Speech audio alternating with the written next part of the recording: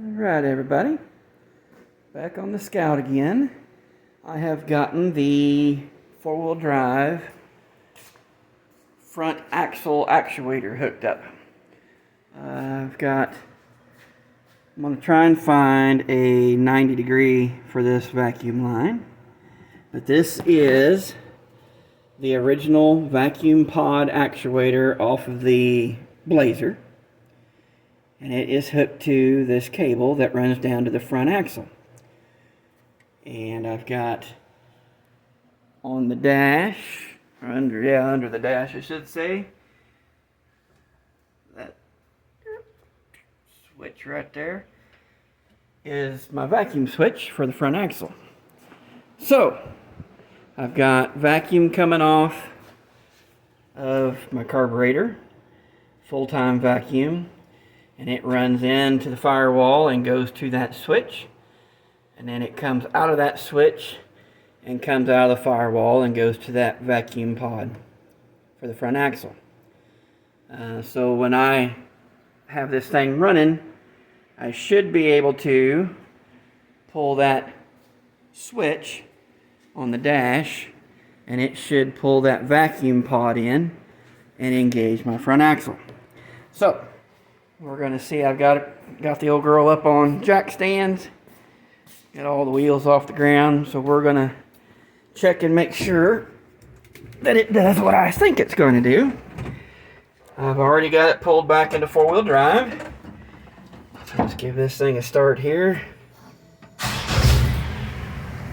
And put her in first gear.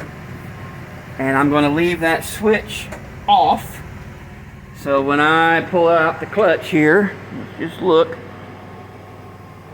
there goes the back wheels rolling, and no front wheels. Okay, so let's pull this switch. I should have vacuum to that pod now, and I should be, let's see,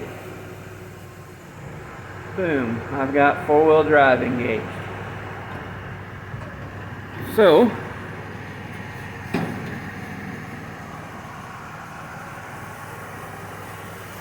that vacuum pod is pulled back. You can see that. And it's got my front axle engaged. Now, I've been thinking about this because when you give the motor gas, it will lose some of its vacuum. So I'm thinking that I may get a vacuum canister and put in line. That way I can have some stored vacuum for when, like if you're giving it hard on the gas. I tried it the other day. I mean, you've really got to be romping on it for it to lose vacuum on that pod. So I'll try it for a while first without a vacuum canister and see if I end up losing my front axle because I lost vacuum.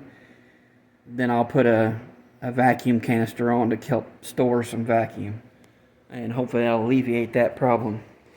But I think all in all, I'm going to pretty up that switch where it mounts. I'm going to get a little piece of aluminum diamond plate and kind of make a cover to kind of cover up the little ports there. But yeah, I'm happy with it. I think it's going to work just fine. And of course, when you shut the engine off, it loses vacuum. So yeah, that pod's already released, and so has the front axle. So it's just like any other. That's how it worked originally on the Blazer anyway. So when there's no vacuum, the front axle releases. So I think it's going to be just fine. Anyway, good enough for me. Thanks.